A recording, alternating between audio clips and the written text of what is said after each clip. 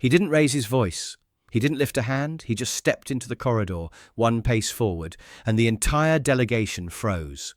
Donald Trump had been told the hallway was his to walk. He expected the door to open.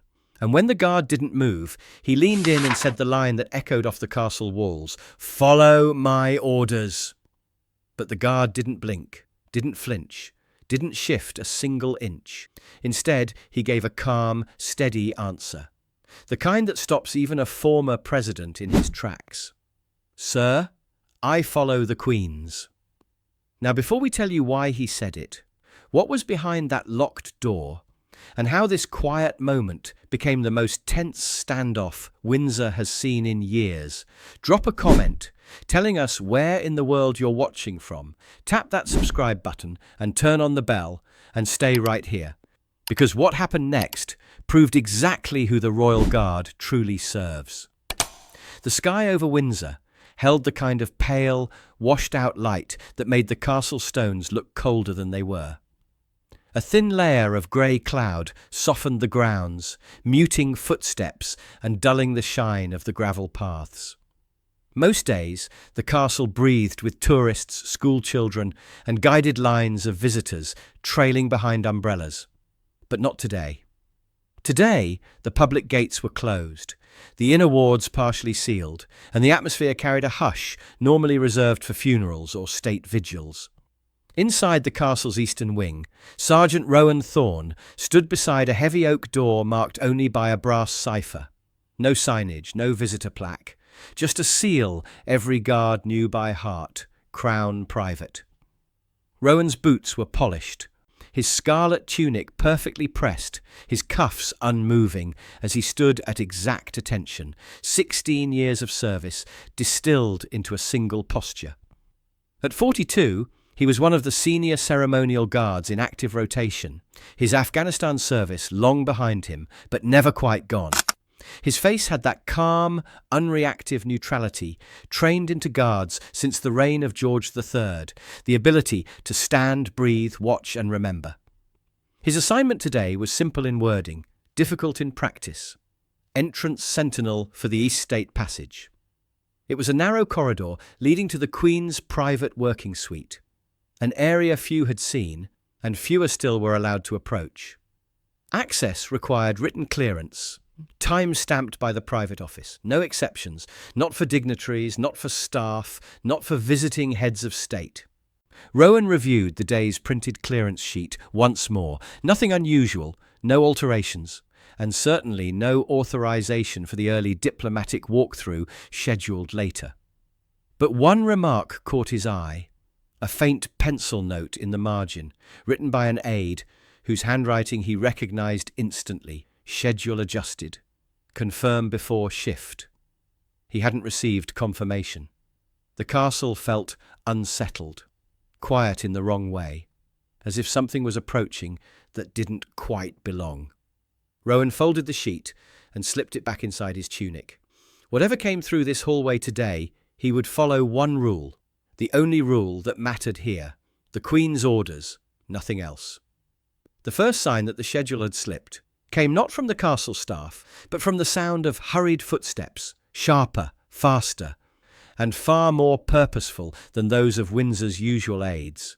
Rowan didn't turn his head, but he listened. The rhythm wasn't British. Different cadence, different boots. Then he heard the distinct murmur of American accents rounding the far corner of the eastern gallery. A moment later, a cluster of US staff appeared, suits slightly rumpled from travel, badges clipped to jackets, tablets held at chest height as they whispered rapidly among themselves.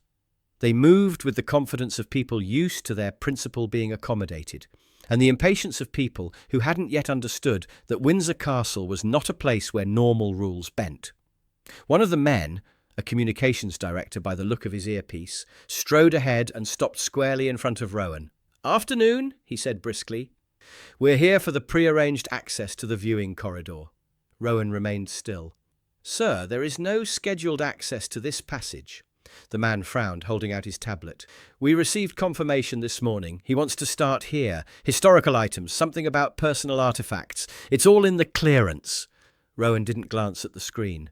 My orders have not changed. This corridor remains restricted. Another advisor joined him, irritation tightening his jaw. Look, the president isn't going to appreciate being told the wrong door is locked. We were told this was approved. Rowan gave no reaction, no shift in stance, no adjustment of breath. Nothing is approved without written authorization from the Queen's private office. A US staffer muttered under his breath, "He's really not going to like this." And then the group fell silent, because behind them footsteps heavier than the rest approached, unhurried, confident, unmistakably familiar. Donald Trump rounded the end of the corridor, coat unbuttoned, expression expectant. His gaze moved directly to Rowan, to the man standing between him and a door he believed should already be open. "Why is my route blocked?" Trump asked, voice steady, not yet sharp. Rowan's response came with the calm clarity of a man who had rehearsed this sentence his entire career. "Sir, access to this passage is not authorized." The air tightened. The day had just begun. Trump stopped just a few feet from Rowan, his entourage forming an uneven semicircle behind him. The corridor's stone walls seemed to narrow around the moment, shrinking the space until there was only the guard, the former president, and the silent expectation of a room waiting to see which authority would bend first. Trump glanced once at the sealed oak door, then back at Rowan. "This is the route I was told I'd be taking," he said, hand motioning forward as if clearing invisible air. "Let's not make this complicated." Rowan didn't move. "Sir, I understand, but this area is restricted under the Queen's directive. Entry requires written clearance. None has been issued." Trump's eyes widened slightly, not in anger, but disbelief, like he'd misheard. "I just told you I was granted access." "And I acknowledge that," Rowan replied evenly, "but verbal assurances do not override private suite protocol." The communications director leaned in toward Trump, whispering something urgently. Trump waved him off. Then he stepped forward, only a half step, but enough for the US Secret Service to shift their stance subtly, one of them adjusting his cuff where a wire ran beneath. Trump pointed toward the door. "Open it." Rowan's answer came without hesitation. "I cannot do that, sir." Trump blinked. "You're a guard. You follow orders." Rowan's chin lifted only slightly, but the movement carried weight. "I follow the Queen's." A low ripple of unease passed through Trump's staff. One of the aides exhaled sharply, muttering, "This is going to be a problem." Trump's tone sharpened, not loud, but edged with command. "I am telling you now, open that door." Rowan didn't raise his voice, didn't shift his stance. His stillness made the refusal feel even more final. "Sir, my duty is clear. No authorization. Come in. No entry." Trump stared at him, incredulous. "Do you know who you're speaking to?" Rowan held his gaze. "Yes, sir, and the rule remains the same." For a brief moment, neither man moved. The castle's ancient quiet wrapped around them like a curtain, amplifying every breath, every heartbeat. Trump took another step forward. Rowan stepped forward as well, one precise pace, boots clicking once against the polished stone. They were now less than a meter apart, not touching, not threatening, just two men standing on opposite sides of a line that only one of them could see and only one of them could enforce. The standoff had officially begun. Before Trump could press the point further, hurried footsteps echoed from the far end of the gallery, lighter, uneven, the kind made by someone moving quickly but trying not to appear panicked. A young British advisor, Charlotte Ellison, Joint Planning Office, rounded the corner with a tablet pressed to her chest and a look that instantly told Rowan something was wrong. She slowed as she approached, breath catching, as her eyes bounced between Trump's entourage and the Coldstream Guard standing immovable in front of the sealed door. "Sergeant Thorne," she said, voice tight, "I've just reviewed the diplomatic adjustments. There's been a possible miscommunication." Trump turned toward her sharply. "Finally, someone who knows what's going on." Charlotte swallowed. "Sir, your team forwarded a request last night. a viewing of selected artifacts connected to the Queen's early reign. Trump nodded. Correct, and I was told this corridor leads to them. Charlotte hesitated. It does not. Trump's expression hardened. Rowan stayed silent. She tapped her tablet, scrolling quickly, then held it up, angling it so only Trump and her own eyes could properly see. What was sent to your staff was a proposal draft. A draft, sir, not an approved schedule, not signed, not confirmed by the private office. A US advisor stepped forward. We received this at 6 a.m. It says he's cleared. Charlotte's eyes flicked to the screen. That is an internal working note. It wasn't intended to be interpreted as authorization. Rowan didn't move, but inwardly the situation clicked into place. Trump folded his arms. So what? Your people send drafts without clarifying. You send half-formed plans and expect us to guess which ones count. Charlotte's face flushed. Sir, I apologize for the confusion, but regardless of any draft communication, she gestured toward Rowan, this corridor is off limits. Permanently. Access requires written approval. The Queen hasn't issued any today. Trump's jaw tightened. I was told I'd be seeing the artifacts here. Charlotte checked again, scrolling further. Your viewing was scheduled for the Lancaster room.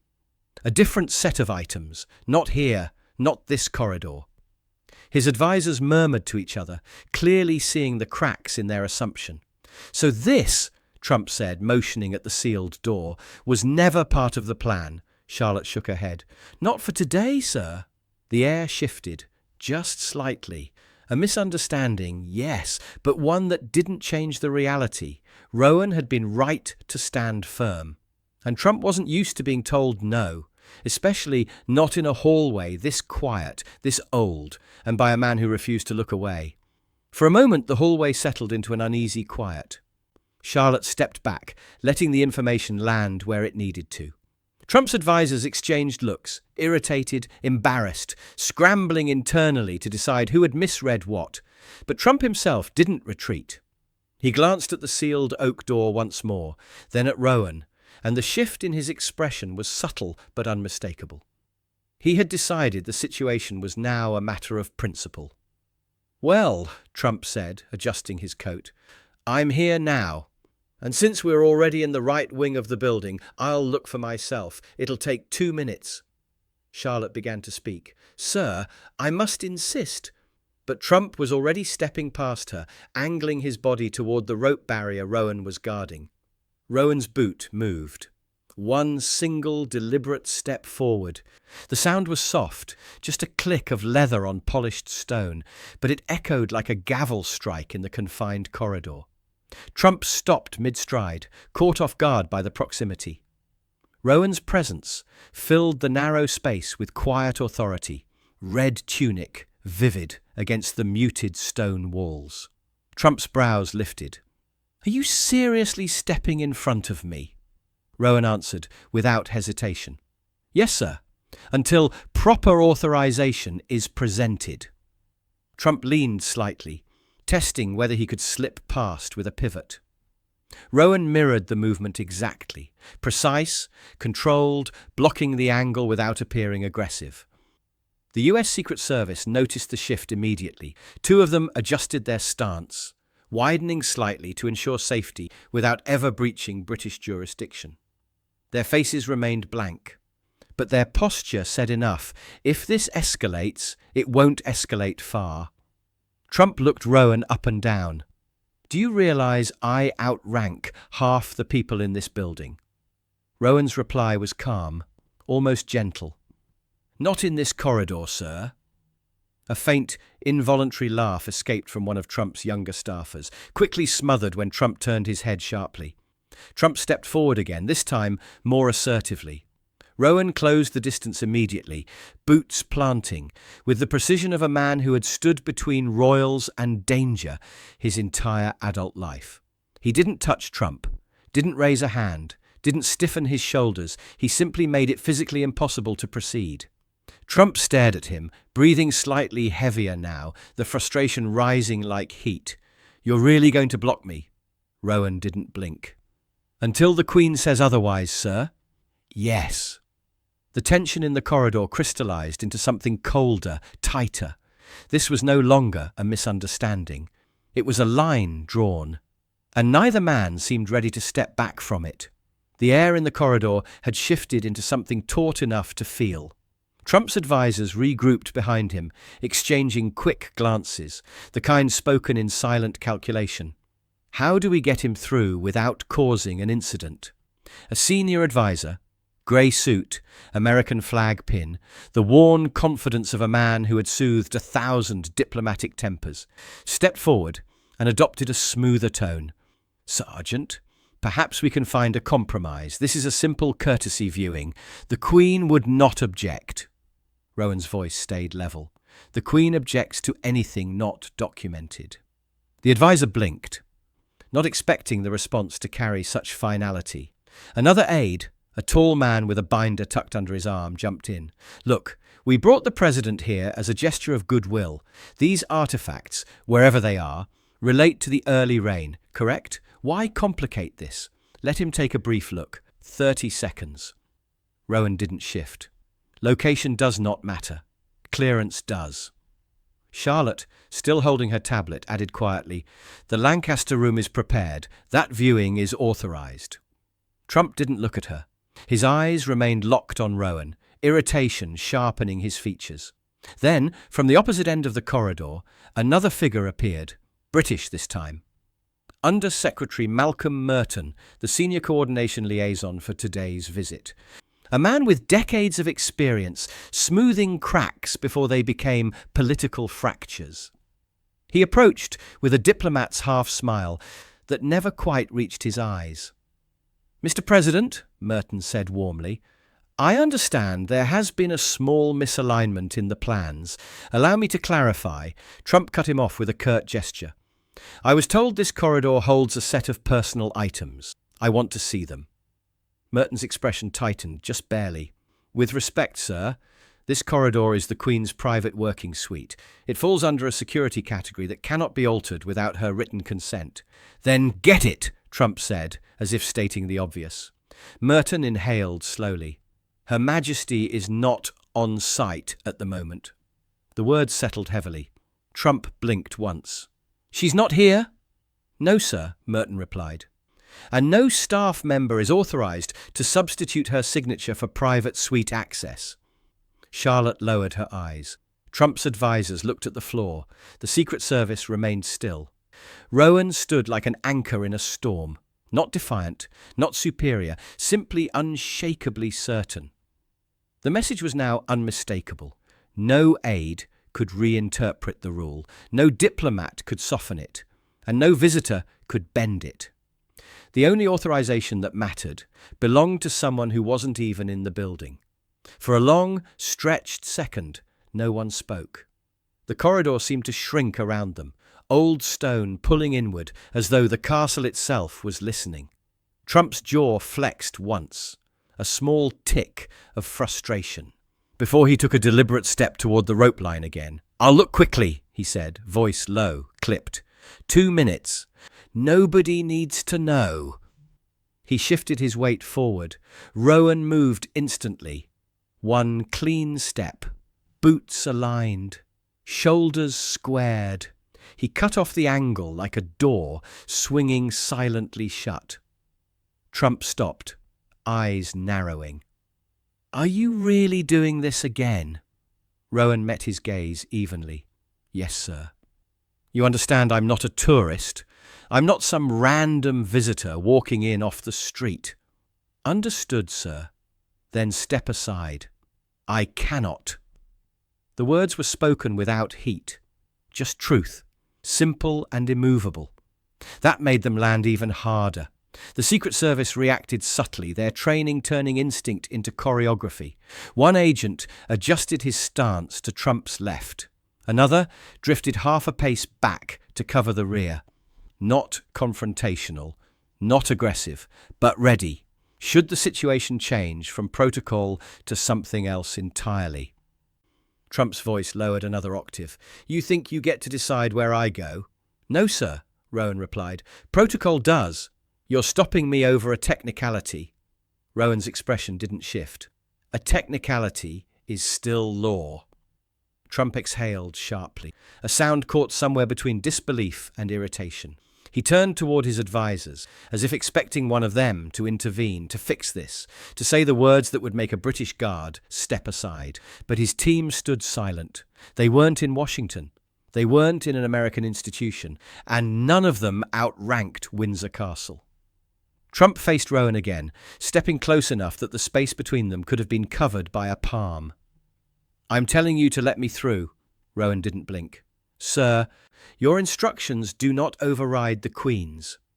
The sentence fell like a stone into a still pond, ripples of shock moving outward through staff, advisers, even the Secret Service. Trump stared at the guard, eyes sharp, chest rising with a slow breath. For the first time since entering the corridor, he looked, not angry, but surprised. As if he'd just realized the man standing before him wasn't refusing him. He was refusing anything that stood against his oath. And that revelation, quiet, controlled, unmistakably firm, tightened the entire hallway into a single unbreakable moment. The line had been drawn. Rowan had taken his position. And now every person in that corridor understood. Trump could push forward again, but the guard would move with him. Before Trump could answer, a soft chime sounded from the wall-mounted security panel, one barely audible, but unmistakable to anyone who worked inside the castle. Rowan didn't move, didn't turn, but he recognized the pattern instantly. Someone with high-level clearance had just passed through the adjoining stairwell. A moment later, the side door near the junction opened, and a tall, silver-haired man stepped through with the quiet authority of someone accustomed to moving entire schedules with a single instruction. His presence alone seemed to straighten the posture of every staffer in the corridor. Sir Julian Hawthorne, Private Secretary to the Queen. He closed the door behind him and assessed the scene with a single sweep of his eyes, the blocked corridor, the gathered entourage, the Secret Service poised but disciplined, and Sergeant Rowan Thorne still standing precisely where duty had rooted him. "Mr. President," Hawthorne said, his tone respectful but unmistakably formal, "I understand there is some confusion." Trump pivoted toward him. "Yes, there is. I was told this passage was part of the viewing route. Your guard seems to think otherwise." Hawthorne approached, hands clasped lightly behind his back. "Sergeant Thorne is following direct protocol. This corridor is restricted at all times unless the Queen personally authorizes entry." Trump's brows pulled together. "Well, someone gave us the wrong information." "That may indeed be the case," Hawthorne replied calmly, "but Sergeant Thorne is not mistaken." Rowan remained silent, gaze fixed forward, posture unbroken. He wasn't waiting for praise. He wasn't waiting for backup. He simply waited for the protocol to be acknowledged. Hawthorne turned to him. "Sergeant, under whose authority are you holding this post today?" Rowan answered without a flicker of hesitation. "Yours, sir, and Her Majesty's." Trump stepped slightly closer. "I told your guard to let me through. He refused." Hawthorne did not waver. "If Sergeant Thorne refused you, he did so under instruction from the Crown." Silence folded over the corridor again. Not heavy, not tense, just final. Trump's advisers exchanged glances, because there it was, spoken plainly by the only man in the hallway with the Queen's voice behind him. Not defiance, not disrespect, protocol. Hawthorne's gaze settled on Trump with a steadiness that softened the confrontation without weakening the boundary. "Mr. President," he said quietly, "this corridor is not available today, and Sergeant Thorne is correct to bar entry." Rowan didn't move. He didn't need to. The Queen's private secretary had just confirmed in front of everyone that the guard had not been standing alone. He had been standing exactly where he was meant to. Trump's expression shifted. Not softened, not hostile, but edged with the unmistakable look of someone recalculating a situation he thought he already understood. His advisers grew still behind him, waiting for clarification that might diffuse the moment or complicate it further. Hawthorne exhaled slowly, as if choosing his words with the precision of a man accustomed to carrying the weight of the crown on his shoulders. "Mr. President," he said, "there is a reason this corridor cannot be opened today." Trump crossed his arms. "Then explain it." Hawthorne nodded once, not defensive, not apologetic, simply factual. "This wing houses the Queen's private working suite. Inside are items Her Majesty is reviewing ahead of a family event scheduled later this week. Personal items, letters, notes handwritten during the early years of her marriage, gifts from her children, correspondence with the late Duke." The corridor seemed to quiet around them. Hawthorne continued, "These materials are not catalogued, they are not archived. They are not prepared for any form of diplomatic viewing. They remain exactly where the Queen left them this morning." Trump blinked, the answer catching him off guard. "Personal items?" "Yes, sir," Hawthorne replied gently. "Quite personal. And the Queen does not permit access to that space without her presence or her express written invitation." Charlotte lowered her eyes. A few of Trump's staff shifted uncomfortably, recognizing the gravity of what lay behind that sealed door. Not political power, not state secrets, but a lifetime of private memory. Trump's voice dropped slightly. "I didn't know that." "You weren't expected to," Hawthorne replied. "The location of these items is not public knowledge, and they were placed in the suite under discreet security early this morning." For the first time since arriving in the corridor, Trump's posture changed, not yielding, but no longer confrontational. More like someone adjusting to information that reframed the entire situation. Hawthorne's voice softened further. "Her Majesty is exceedingly protective of personal history. Today's arrangements required the corridor to remain closed. No exceptions, no foot traffic, no inspections." A beat of silence passed. Then Hawthorne added, "You were misinformed about the access route. That is regrettable. But Sergeant Thorne is doing precisely what he was instructed to do." Rowan remained still, neither triumphant nor defensive, just present. Trump looked at him again, but this time there was a different weight behind the stare. Not anger, not challenge, recognition. He had not been blocked by a man. He had been stopped by the Queen's boundary and the man who upheld it. And that realization settled over the corridor like a quiet truth no one could argue with. Trump stood very still for a moment, the information settling in like a weight placed carefully into his hands. His staff watched him, unsure whether he would push harder or step back. Even the Secret Service, usually expressionless pillars, glanced discreetly toward one another as if gauging where this was headed. Finally, Trump exhaled through his nose, steady but dissatisfied. "So someone gave us the wrong instructions." Hawthorne nodded once. "It appears so, sir."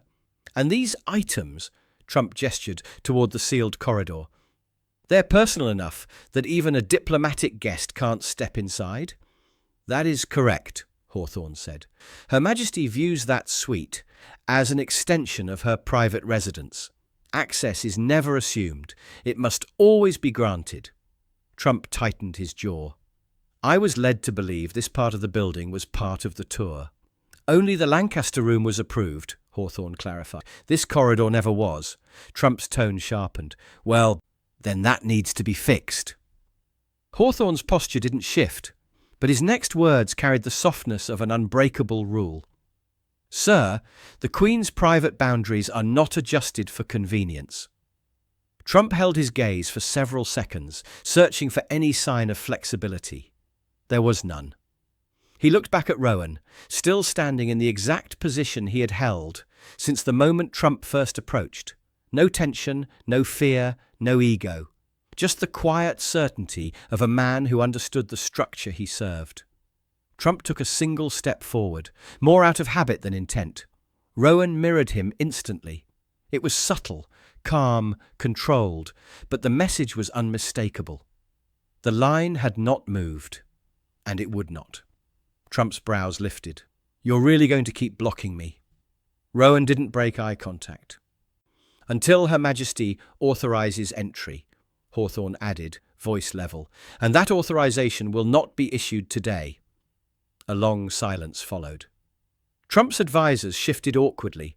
Charlotte adjusted her tablet. The corridor felt thick with the tension of power meeting protocol. Finally, Trump said, "So that's it? You're telling me I can't go down a hallway in a building I was invited to visit?" Hawthorne inclined his head. "Not this hallway." Trump looked between them again. Hawthorne with the Queen's authority behind him, Rowan with the Queen's order in front of him. Slowly, realization settled in his expression. It wasn't personal. It wasn't political. It wasn't negotiable. It was the Crown's line, and he was standing on the wrong side of it. The corridor settled into a heavy quiet, the kind that made every breath sound louder than it should. Trump's advisors no longer whispered. Charlotte stayed still, clutching her tablet. Hawthorne waited, with the composure of a man who had answered the same question 1,000 different ways for 1,000 different dignitaries. Only Rowan didn't move. Trump slowly stepped forward again, not aggressively, not impulsively, but with the certainty of someone who had rarely heard the word no in decades. Each step was measured, as if testing whether the boundary really held, or whether it was merely symbolic. Rowan stepped with him, not invading space, not escalating, just closing the gap with the precision of a metronome. Trump stopped less than a foot away. "You do realize," he said quietly, "that I'm a former president of the United States." "Yes, sir," Rowan replied. "You understand what that means?" "Yes, sir." "You understand the level of clearance I'm accustomed to?" "Yes, sir, ma'am." A muscle in Trump's jaw twitched, frustration mixing with disbelief. "So you're telling me," Trump said slowly, "that you're blocking me because your rulebook says so?" Rowan's voice didn't quiver, didn't harden. It simply filled the space with calm certainty. "My rulebook is the Queen's instruction, sir." Trump took another half step, testing the guard's footing, maybe expecting hesitation, maybe expecting Rowan to blink or budge or lean away from the pressure. Rowan stepped again, matching him so precisely it was almost a mirror. The Secret Service adjusted their formation. Hawthorne watched intently. Charlotte held her breath. Trump stared directly into Rowan's eyes. "You're really not going to follow my orders?" And that was when Rowan spoke the line that split the moment cleanly in two. The line that belonged not to him, but to the centuries behind him. The line that carried no anger, no challenge, only oath. "Sir, I follow the Queen's." It wasn't loud.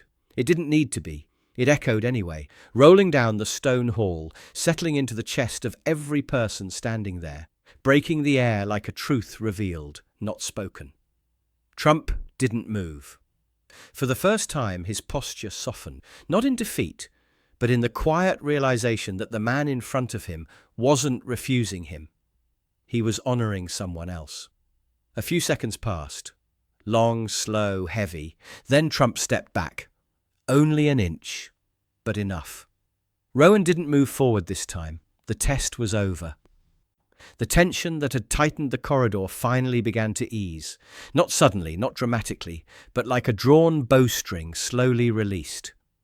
Trump held Rowan's gaze for a moment longer, the air between them still charged with the echo of the guard's words. Then he exhaled. A small breath, controlled, almost thoughtful. "All right," he said quietly. "So what's the alternative?"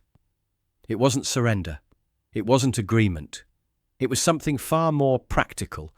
A man recalculating within the boundaries now clearly defined. Hawthorne stepped forward with the measured confidence of someone who had been waiting for that question. "If I may, sir," he said, "we have an alternative prepared. A viewing was authorized in the Lancaster Room. It includes a curated selection of the Queen's early reign artifacts, items specifically chosen for today's schedule." Trump didn't look at Hawthorne immediately. He looked at Rowan, as if checking whether the guard was reacting, softening, relaxing. Rowan hadn't moved. Only after confirming that, Trump turned back to Hawthorne. "And it's ready now. We can have it prepared within minutes," Hawthorne replied. "Your aides may accompany you. The route is secure, and you'll have privacy." One of Trump's advisors stepped closer. "Sir, that may be the easiest path forward." Another nodded. "Lancaster Room is on the approved list. no restrictions. Trump shifted his weight, glancing once more at the sealed oak door, the one he had fully expected to walk through. Then he looked back down the hall, seeing the soft glow of the chandeliers, the polished stone, the age and authority woven into every line of the architecture. He nodded once. "Fine, let's go." Hawthorne offered a courteous gesture toward the west corridor. "This way, sir." Trump's entourage began moving, more subdued now. The Secret Service repositioned smoothly, guiding him toward the alternative route. Charlotte stepped aside, her shoulders lowering with relief. Trump paused only once, right beside Rowan, not for a stare down, not for a final word, just a single silent look, a look that carried something like reluctant respect. Rowan didn't react. Only when Trump had fully turned away and the entourage began down the hall did Rowan shift just a fraction, returning to his original post as though he had never left it. The confrontation was over, not with victory, not with defeat, but with order restored. The moment Trump and his entourage disappeared around the bend toward the Lancaster room, the corridor seemed to exhale. The pressure that had built like steam beneath stone finally thinned, leaving behind only the soft hum of the castle's central ventilation and the muted echo of retreating footsteps. Charlotte let out a tiny breath she'd clearly been holding for far too long. She pressed her tablet to her chest and whispered, "Thank God," before catching herself and straightening. She offered Rowan a faint nod, half gratitude, half apology, before hurrying after the delegation. The Secret Service agents lingered only a moment longer. One gave Rowan the slightest respectful incline of his head, a gesture so subtle it could have been missed entirely. Then they followed their principal, boots fading into the distance. Hawthorne stayed. He stood a few paces away, hands clasped lightly behind his back, watching Rowan as the corridor settled back into its natural silence. The private secretary had the look of a man who lived his life between crises, but even he seemed to appreciate the return to order. "You held well," Hawthorne said softly. Rowan didn't turn his head. "I followed protocol, sir." "Many follow protocol," Hawthorne replied, stepping closer. "Few do so without letting emotion seep into the edges." Rowan's eyes stayed forward, fixed on the sealed door he had spent the last hour guarding. "My post didn't change, nor did your composure."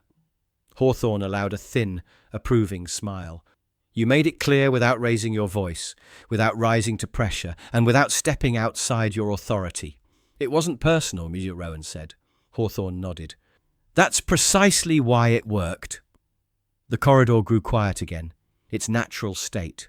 Old stone, steady air, centuries of echoes absorbed into the walls. Hawthorne tapped his fingertips once against the side of his leg, thoughtful. These halls see tempers. They see power struggles. They see pride. But they are steadied by one thing. People like you, who remember that a boundary is a boundary, even when someone important forgets.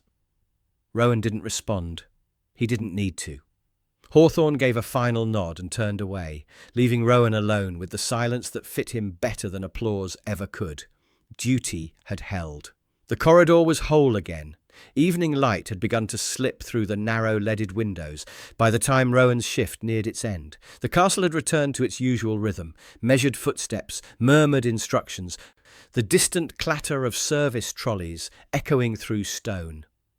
Whatever had happened in that corridor earlier had already dissolved into the building's walls, swallowed by its centuries-old appetite for secrets. Rowan remained at his post until the next guard arrived to relieve him. Only then did he step back from the rope barrier, allowing the soft stiffness in his shoulders to ease. Procedure dictated he check the corridor once more before signing off, so he made a slow, quiet sweep. Boots whispering against polished floor, fingertips brushing the edge of the oak panelling as he passed. At the far end near the junction, Hawthorne was waiting. No entourage, no paperwork, just the Queen's private secretary, standing with a small envelope in his hand. "Sergeant Thorne," Hawthorne said, straightening. "Sir." Hawthorne held out the envelope, not ceremonially, not with pomp, just with the quiet decisiveness of a man who understood the value of recognition delivered privately. "This came from the Queen's office," he said, "a written commendation. Her Majesty prefers to acknowledge certain moments discreetly." Rowan took the envelope carefully, slipping it into the inner pocket of his tunic without opening it. "Thank you, sir," he said. Hawthorne's expression softened. Not many would have held the line today, fewer still with such steadiness. Rowan gave a single nod.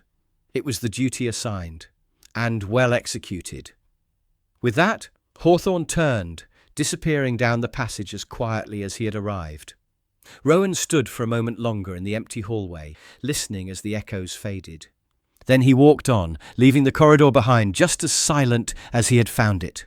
Before we end today's story, let me leave you with two questions. If you had been in Sergeant Thorne's place, would you have stood your ground in front of a former president? And do you think the Queen's boundaries should ever bend for diplomatic convenience? Tell me your thoughts in the comments. I read every one. And while you're here, tap the like button, make sure you're subscribed, and hit the bell icon so you never miss our daily uploads. If this video kept you watching all the way through, share it with someone who still believes the Royal Guard only stands still. Our other stories are already on your screen. Watch them next, and I'll see you tomorrow, same time, with a brand new one. Joel, and I'll see.